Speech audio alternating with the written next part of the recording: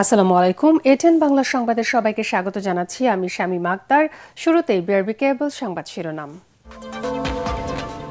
জামায়াত আমির শফিকুর রহমান ও নাহিদ ইসলামের বাসায় তারেক রহমান, রাজনীতিতে ইতিবাচক ধারা, বলছেন তাহের। নতুন বাংলাদেশ বিনির্মাণে একসাথে কাজ করার প্রত্যয়। বঙ্গভবনের পরিবর্তে সংসদে শপথ জানালেন আইন উপদেষ্টা। আমন্ত্রিত সার্কভুক্ত পররাষ্ট্রমন্ত্রীরা যোগ দেবেন ভারতের লোকসভার স্পিকার ও পররাষ্ট্র সচিব। বিএনপির মন্ত্রিসভায় অভিজ্ঞতা আর তারুণ্যের মিশেল। প্রধান উপদেষ্টার সভাপতিত্বে উপদেষ্টা পরিষদের শেষ বৈঠক অনুষ্ঠিত। অবাধ, সুষ্ঠু ও নিরপেক্ষ নির্বাচন আয়োজন অন্তর্বর্তী সরকারের সবচেয়ে বড় সাফল্য, দাবি প্রেস সচিবের। নির্বাচনে 49.97% ভোট পেয়েছে বিএনপি, জামায়াত 31.76 এবং এনসিপি পেয়েছে 3.05% ভোট, ইসি সচিব। এবং 32 আসনের ফলাফলে পুনর্গণনার দাবি 11 দলের। নির্বাচন পরবর্তী সহিংসতার প্রতিবাদে আজ রাজধানীতে বিক্ষোভ। তফসিল থেকে ভোটের সংঘর্ষে নিহত 10, বলছে হিউম্যান রাইটসের প্রতিবেদন। শুনছিলেন বিআরবি কেবল সংবাদ শিরোনাম, এবার বিস্তারিত। জামায়াত ইসলামের আমির শফিকুর রহমানের বসুন্ধরার বাসায় গিয়ে তার সাথে কুশল বিনিময় করেন বিএনপি চেয়ারম্যান তারেক রহমান। দুই নেতার সৌজন্য সাক্ষাতে প্রাধান্য পায় সদ্য সমাপ্ত জাতীয় নির্বাচন এবং দেশ বিনির্মাণে করণীয় সম্পর্কে। সাক্ষাৎ শেষে গণমাধ্যমের সাথে কথা বলেন জামায়াত নেতা সৈয়দ আব্দুল্লাহ মোহাম্মদ তাহের। অন্যদিকে জাতীয় নাগরিক পার্টির আহ্বায়ক নাহিদ ইসলামের সাথে বাসায় গিয়ে সাক্ষাৎ করেন বিএনপি চেয়ারম্যান। সৌজন্য সাক্ষাৎ শেষে এনসিপি নেতা আক্তার হোসেন জানান, বিএনপি প্রধানকে নির্বাচন পরবর্তী সহিংসতায় উদ্বেগ জানানো হয়েছে। বিস্তারিত জানাচ্ছেন তৌহিদুর রহমান নিশান। রোববার সন্ধ্যায় রাজধানীর বসুন্ধরা আবাসিক এলাকায় জামাতের আমিরের বাসায় যান বিএনপি চেয়ারম্যান তারেক রহমান। সেখানে দুজনের সাক্ষাতের পর এক ফেসবুক পোস্টে জামাত আমির বলেন, তারেক রহমানের এই আগমন জাতীয় রাজনীতির জন্য এক ঐতিহাসিক মুহূর্ত। পরে জামাতের পক্ষ থেকে সংবাদ সম্মেলনে ইতিবাচক প্রতিক্রিয়া দেন জামাতের নায়েবে আমির সৈয়দ আব্দুল্লাহ মোহাম্মদ তাহের। প্রধানমন্ত্রী যিনি হবেন আমাদের জনাব তারেক সাহেব, উনি আজকে প্রধান বিরোধী দলের যিনি প্রধান হবেন জামাত ইসলামীর আমির ডক্টর শফিকুর রহমান, তার সাথে সৌজন্য সাক্ষাৎ করতে আসছেন, একটা কার্টেসি ভিজিট করতে আসছেন। এটাকে আমরা ওয়েলকাম করি। আগামী সময়গুলোকে আমরা রাষ্ট্র পরিচালনায় সরকার এবং বিরোধী দল সমন্বিতভাবেই আমরা দেশের জন্য কল্যাণমূলক কাজ করতে পারব। এরপর এনসিপি আহ্বায়ক নাহিদ ইসলামের বাসায় যান বিএনপি চেয়ারম্যান। এ সময় তারেক রহমানকে জড়িয়ে ধরে সাদরে গ্রহণ করেন নাহিদ ইসলাম। বৈঠক শেষে এনসিপির পক্ষ থেকে তাৎক্ষণিক প্রতিক্রিয়া ব্যক্ত করেন আক্তার হোসেন। জনাব তারেক রহমান যে রাজনৈতিক সৌজন্যবোধের জায়গা থেকে জনাব নাহিদ ইসলামের সঙ্গে আজ সাক্ষাৎ এসেছিলেন, এই রাজনৈতিক সৌজন্যতা এবং তার জয়ী হয়ে আসাকে আমরা অভিনন্দন জানাই। আমরা নিজেদের মধ্যে মতভিন্নতা সত্ত্বেও কিভাবে রাজনৈতিক মতভিন্নতার বাইরে গিয়েও একত্রে দেশের জন্য কাজ করতে পারি, সেই বিষয়গুলো নিয়ে আমরা কথা বলেছি।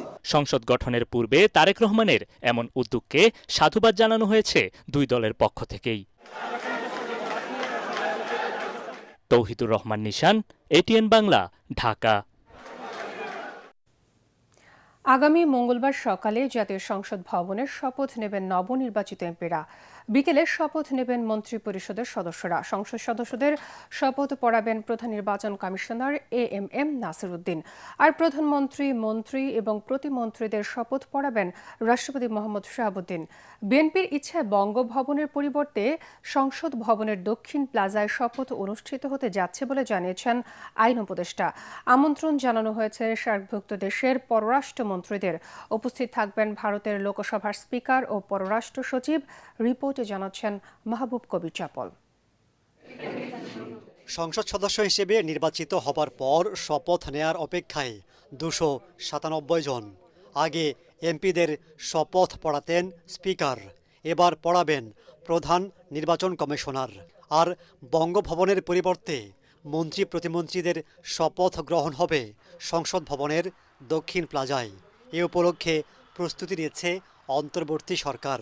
আমন্ত্রণ জানানো হয়েছে সার্কের 7 দেশের পররাষ্ট্র মন্ত্রীদের।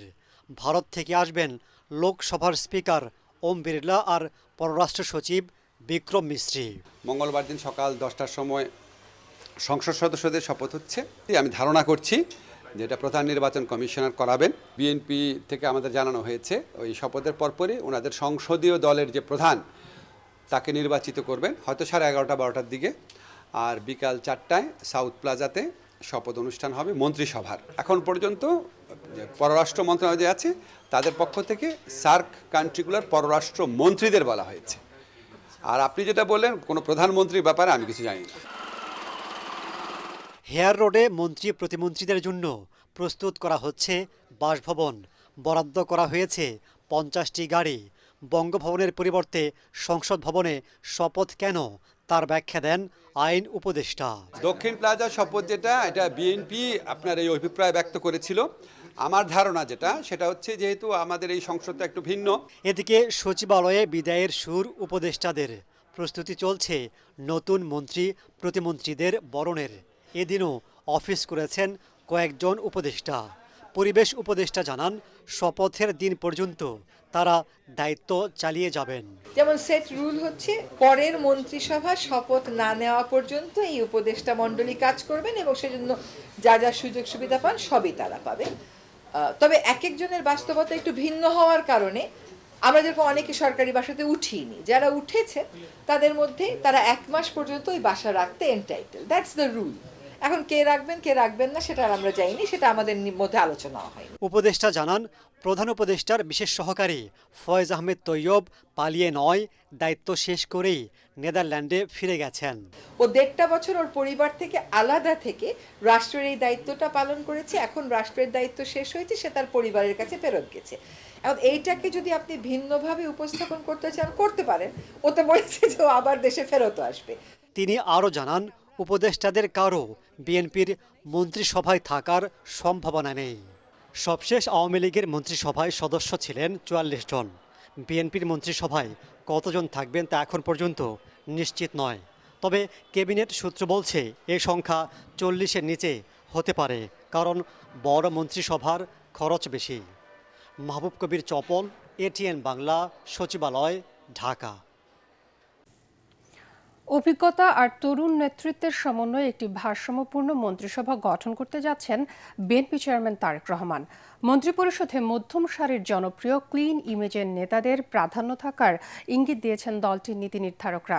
নির্বাচিত জনপ্রতিনিধিদের পাশাপাশি টেকনোক্রেট কোটায় দলের পোড় খাওয়া নেতা, বিশেষজ্ঞ আর দীর্ঘদিনের মিত্রদের মধ্য থেকেও কয়েকজন মন্ত্রী সভায় থাকছেন বলে জানা গেছে।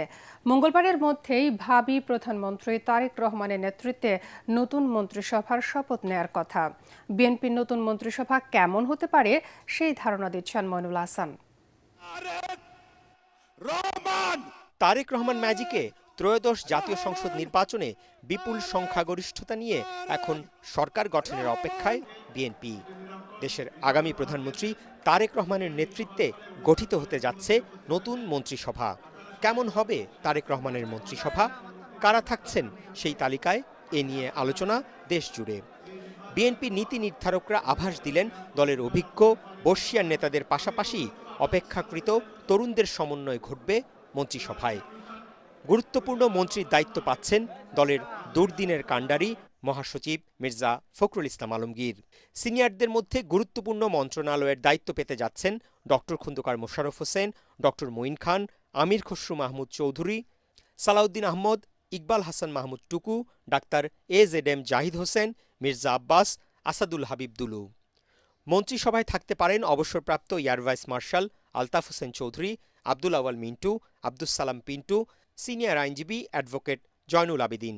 ক্যাবিনেট ওল্ড, ইয়াং, তরুণ, অভিজ্ঞ তাদেরকে সম্মিলিত করেই আমাদের বিশ্বাস যে আমাদের ক্যাবিনেট হবে। সাবেক ছাত্রনেতাদের মধ্যে মন্ত্রী প্রতিমন্ত্রী হিসেবে আলোচনায় আছেন আমানুল্লাহ আমান, শহীদুদ্দিন চৌধুরী অ্যানি, সাবেক উপমন্ত্রী অ্যাডভোকেট রুহুল কুদ্দুস তালুকদার দুলু, ফজলুল হক মিলন, খায়রুল কবির খোকন, এম রশিদুজ্জামান মিল্লাত, সাবেক attorney general Asaduzzaman Asad, barrister Kaiser Kamal, সাবেক ছাত্রনেতা আজিজুল বারী হেলাল, শরীফুল আলম, মোস্তাফিজুর রহমান বাবুল, অনিন্দ ইসলাম অমিত, পার্বত্য চট্টগ্রাম থেকে ওয়াদুদ ভুইয়া সহ বেশ কয়েকজনের নাম।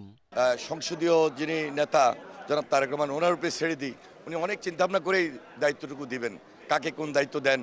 দেশটাকে তো নতুনভাবে চ্যালেঞ্জ নিয়ে করতে হবে। সংসদ নির্বাচনে অংশ নেননি দলের এমন গুরুত্বপূর্ণ কয়েকজনকে টেকনোক্রেট কোটায় মন্ত্রিসভায় রাখা হবে।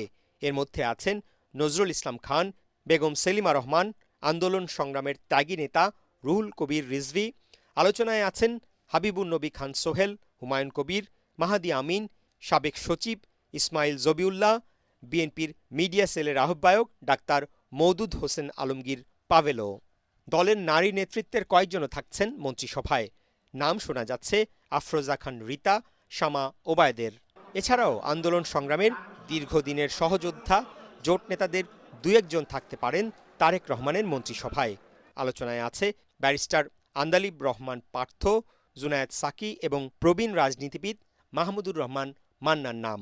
আমরা তারেক রহমানকে ভারপ্রাপ্ত চেয়ারম্যান করেছি এবং তখনই আমাদের কনফিডেন্স যে তারেক রহমান পারফর্ম করতে পারবে, পেরেছে, দেশে এসেছে এবং নির্বাচনের মাধ্যমে জনগণের কাছ থেকে এটা প্রমাণিত হয়েছে। জানা গেছে মন্ত্রিসভায় স্থান দেওয়ার ক্ষেত্রে বিভাগ ও গুরুত্বপূর্ণ জেলার প্রতিনিধি রাখার বিষয়টিও বিবেচনায় রাখা হচ্ছে। মইনুল আহসান, এটিএন বাংলা, ঢাকা। জাতীয় নির্বাচনকে সুষ্ঠু, অবাধ ও নিরপেক্ষ করতে পারা অন্তর্বর্তী সরকারের সবচেয়ে বড় সফলতা বলে দাবি করলেন প্রধান উপদেষ্টার প্রেস সচিব শফিকুল আলম। এছাড়া সরকার ৯০% সফল বলেও মনে করেন তিনি। বলেন, দেশে স্থিতিশীলতা ফেরানোর পাশাপাশি অর্থনৈতিক উন্নয়ন, সংস্কার, জ্বালানি খাতে দুর্নীতি কমিয়ে আনা ও রিজার্ভ বৃদ্ধি ছিল অন্যতম সফলতা। প্রধান উপদেষ্টা ডক্টর মোহাম্মদ ইউনূসের সভাপতিত্বে উপদেষ্টা পরিষদের শেষ বৈঠকের পর রাজধানীর বেইলি রোডে ফরেন সার্ভিস একাডেমিতে সংবাদ সম্মেলনে তিনি এসব কথা বলেন। আইনশৃঙ্খলা বাহিনী সহ সবাইকে প্রধান উপদেষ্টার পক্ষ থেকে ধন্যবাদ জানান তিনি। শফিকুল বলেন, অতীতে এত সুন্দর নির্বাচন অনুষ্ঠিত হয়নি। আসছে সংসদ একটি শক্তিশালী বিরোধী দল পাবে বলেও আশাবাদ জানান তিনি। মন্ত্রী পরিষদের শপথ শেষে প্রধান উপদেষ্টা তার ব্যক্তিগত কাজে ফিরবেন বলেও জানিয়েছেন প্রেস সচিব। আজকের ক্যাবিনেটের প্রথম এজেন্ডা ছিল হচ্ছে ইলেকশন বিষয়ে একটা সাকসেসফুল এবং একটা ঐতিহাসিক ইলেকশন, ফেস্টিভ ইলেকশন করার জন্য ধন্যবাদ প্রস্তাব গ্রহণ। তো চিফ অ্যাডভাইজার সবাইকে ধন্যবাদ দিয়েছেন, পুরো ক্যাবিনেট মেম্বাররা তাদের মতো করে ধন্যবাদ দিয়েছেন। একটা বড় বিষয় সবাই যেটা তুলে ধরেছেন যে এটা একটা এমন একটা ইলেকশন হয়েছে যেখানে 41st টাইম আমরা একটা ভালো একটা অপোজিশনকে দেখতে পাবো। ত্রয়োদশ জাতীয় সংসদ নির্বাচনে বিএনপি 49.97% ভোট পেয়েছে। প্রধান প্রতিপক্ষ জামায়াত পেয়েছে 31.76%। রবিবার ইসি থেকে বিজ্ঞপ্তিতে সব তথ্য পাওয়া গেছে। তৃতীয় অবস্থানে রয়েছে জাতীয় নাগরিক পার্টি। এনসিপির প্রার্থীরা পেয়েছেন 3.05% ভোট। 7টি আসনে বিজয়ী স্বতন্ত্র প্রার্থীদের ঘরে গেছে 5.79% সমর্থন। ইসলামী আন্দোলন বাংলাদেশ 257 আসনে প্রার্থী দিলেও ভোট পেয়েছে 2.70%। গণ অধিকার পরিষদ 0.33 আর জাতীয় পার্টি 0.89% ভোট পেয়েছে। বিএনপি জোট 212 আসন পেয়ে সরকার গঠন করতে যাচ্ছে, আর 11 দল পেয়েছে 77টি আসন।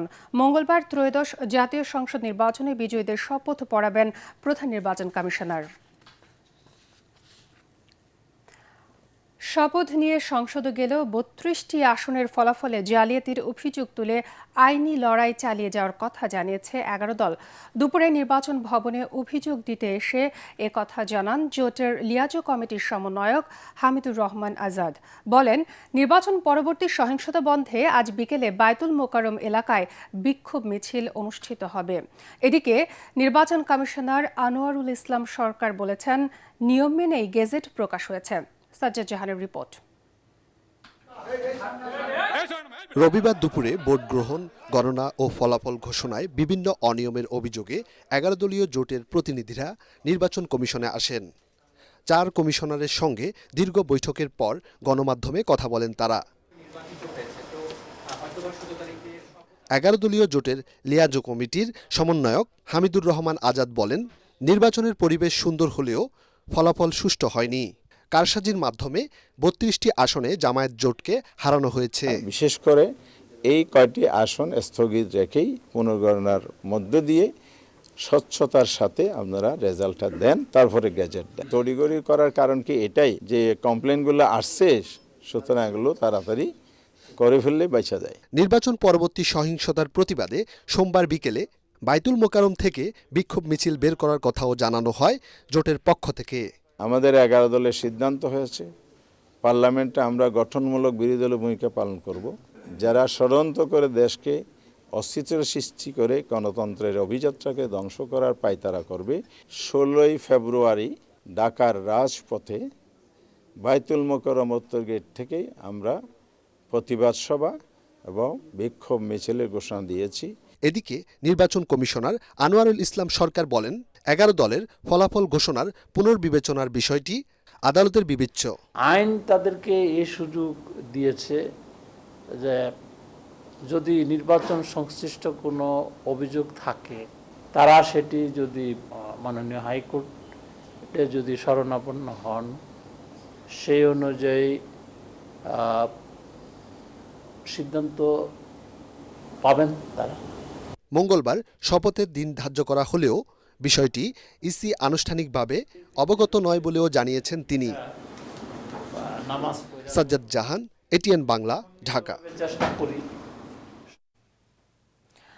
কিশোরগঞ্জের ইটনায় নির্বাচনী জনসভায় যাওয়ার পথে মারা যাওয়া জামায়াত সমর্থক শাহ আলমের পরিবারের দায়িত্ব নেয়ার প্রতিশ্রুতি দিয়েছেন জামায়াতের আমির ডক্টর শফিকুর রহমান।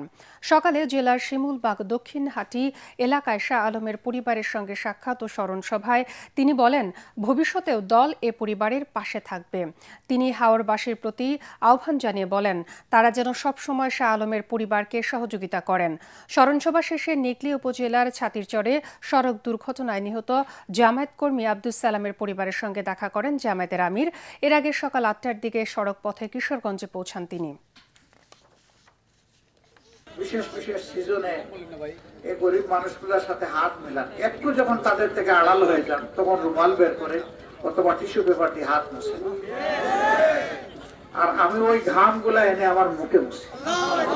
19 জুলাই তো আমার চলে যাওয়ার কথা ছিল। এইরকম বহু মানুষ বক্তৃতা দিতে দিতে পড়ে যায়, চলে যায়।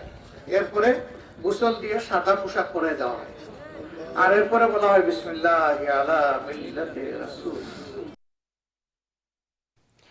পূর্বের যে কোনো নির্বাচনের চেয়ে ত্রয়োদশ জাতীয় সংসদ নির্বাচন নিরপেক্ষ, শান্তিপূর্ণ ও সুষ্ঠু হয়েছে বলে জানিয়েছেন মানবাধিকার সংস্থা হিউম্যান রাইটস সাপোর্ট সোসাইটি।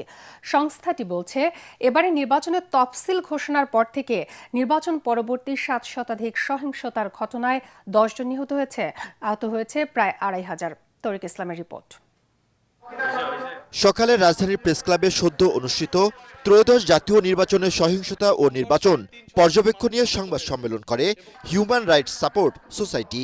সারা দেশে ভোট গ্রহণ কার্যক্রম বিগত সময়ের তুলনায় সুষ্ঠু, সহিংসতামুক্ত ও উৎসব মুখর পরিবেশে অনুষ্ঠিত হয়েছে। সংস্থাটি বলছে, অতীতের যে কোনো নির্বাচনের চেয়ে এবারের নির্বাচনে সহিংসতা তুলনামূলক কম, যা ইতিবাচক। নির্বাচনে বড় ধরনের ব্যত্যয়, সহিংসতা আমাদের দৃষ্টিগোচর হয়নি।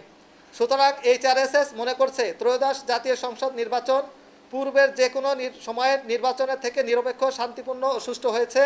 এই সময় নির্বাচনের আগে ও পরের সহিংসতার বিভিন্ন পরিসংখ্যান তুলে ধরেন মানবাধিকার সংস্থাটি। নির্বাচনের ফল ঘোষণার পর দেশের বিভিন্ন জেলায় সহিংসতা ছড়িয়ে পড়েছে, যা খুবই উদ্বেগজনক। অক্টোবর 2025 হতে 14 ফেব্রুয়ারি 2026 পর্যন্ত নির্বাচন কেন্দ্রিক 7 শতাধিক সহিংসতার ঘটনায় আহত হয়েছেন কমপক্ষে 2503 জন এবং নিহত হয়েছেন 10 জন। এছাড়াও এই সময় নির্বাচনী সহিংসতায় কমপক্ষে 34 জনের অধিক গুলিবিদ্ধ এবং 5 শতাধিক বাড়িঘর, যানবাহন, ব্যবসা প্রতিষ্ঠানে ও নির্বাচনী কার্যালয়, ভোট কেন্দ্র ভাঙচুর, অগ্নিসংযোগ ও লুটপাটের ঘটনা ঘটেছে। সংকট কাটাতে নির্বাচন কমিশন ও রাজনৈতিক দলগুলোকে আরও দায়িত্বশীল ভূমিকার কথা তুলে ধরে সংস্থাটির নির্বাহী পরিচালক ইজাজুল ইসলাম।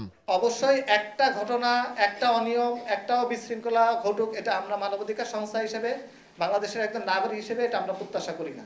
তরিক ইসলাম, এটিএন বাংলা, ঢাকা। রমজান উপলক্ষে 18 ফেব্রুয়ারি থেকে দেশের সব মাধ্যমিক এবং নিম্ন মাধ্যমিক বিদ্যালয় বন্ধ রাখার নির্দেশ দিয়েছে হাইকোর্ট। পূর্বঘোষিত সময়সূচি অনুযায়ী এসব শিক্ষা প্রতিষ্ঠানে 8 মার্চ থেকে ছুটি হবার কথা ছিল। বিচারপতি ফাহমিদা কাদের এবং বিচারপতি আসিফ হাসানের দ্বৈত বেঞ্চ আদেশ দেন।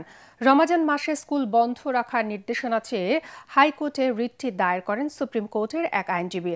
নির্বাচনকালীন সাধারণ ছুটি, সাপ্তাহিক ও ধর্মীয় ছুটির কারণে টানা 5 দিন বন্ধ থাকার পর আগামীকাল থেকে খুলতে যাচ্ছে স্কুল, কলেজ, মাদ্রাসা সহ দেশের সব শিক্ষা প্রতিষ্ঠান। সন্ধানী লাইফ ইন্স্যুরেন্স আন্তর্জাতিক সংবাদ।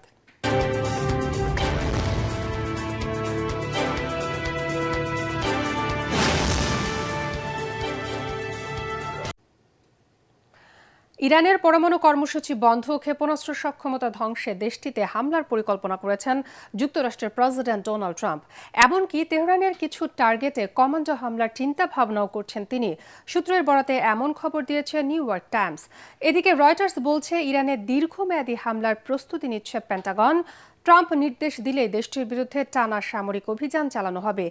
এই পরিকল্পনা বাস্তবায়িত হলে দুই দেশের মধ্যে আগের যে কোনো সময়ের চেয়ে অনেক বেশি রক্তক্ষয়ী সংঘাত শুরু হতে পারে। মার্কিন দূত স্টিভ উইটকফ এবং জারেড কুশনার আগামী 17 ফেব্রুয়ারি ওমানের মধ্যস্থতা ইরানের সঙ্গে জেনেভায় আলোচনায় বসতে যাচ্ছে। এবার খেলার খবর।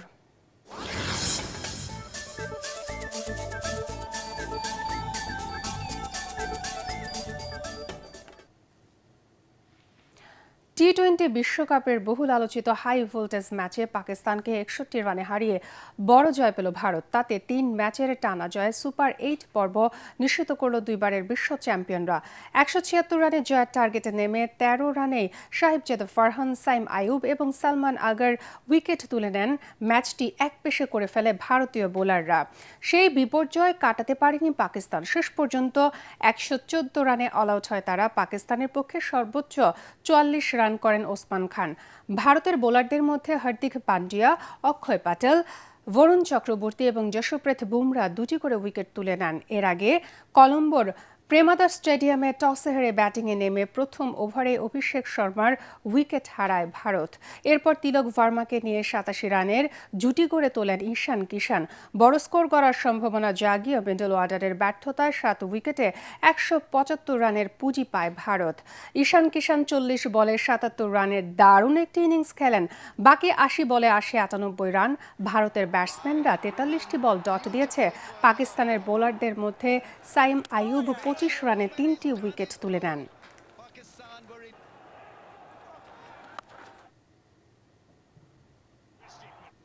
শেষ করার আগে বিআরবি কেবল সংবাদ শিরোনাম আরও একবার। জামায়াত আমির শফিকুর রহমান এবং নাহিদ ইসলামের বাসায় তারেক রহমান। রাজনীতির ইতিবাচক ধারা, বলছেন তাহের। নতুন বাংলাদেশ বিনির্মাণে একসাথে কাজ করার প্রত্যয়। বঙ্গভবনের পরিবর্তে সংসদে শপথ জানালেন আইন উপদেষ্টা। আমন্ত্রিত সার্কভুক্ত পররাষ্ট্রমন্ত্রীরা যোগ দেবেন ভারতের লোকসভার স্পিকার ও পররাষ্ট্র সচিব। বিএনপির মন্ত্রিসভায় অভিজ্ঞতা আর তারুণ্যের মিশেল। প্রধান উপদেষ্টার সভাপতিত্বে উপদেষ্টা পরিষদ শেষে বৈঠক অনুষ্ঠিত। অবাধ, সুষ্ঠু এবং নিরপেক্ষ নির্বাচন আয়োজনে অন্তর্বর্তী সরকারের সবচেয়ে বড় সাফল্য, দাবি প্রেস সচিবের।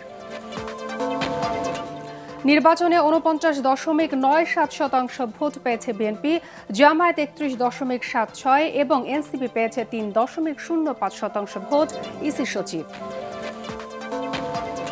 এবং 32 আসনের ফলাফলে পুনর্গণনার দাবি 11 দলের। নির্বাচন পরবর্তী সহিংসতার প্রতিবাদে আজ রাজধানীতে বিক্ষোভ। তফসিল থেকে ভোটের সংঘর্ষে নিহত 10, বলছে হিউম্যান রাইটসের প্রতিবেদন। এটিএন বাংলার সংবাদ পরবর্তীতে দেখতে আমন্ত্রণ জানিয়ে এখনকার মতো শেষ করছি। এটিএন বাংলার সংবাদ ইউটিউবে দেখতে ব্রাউজ করুন youtube/ATN বাংলা নিউজ। সাথে থাকার জন্য ধন্যবাদ সবাইকে।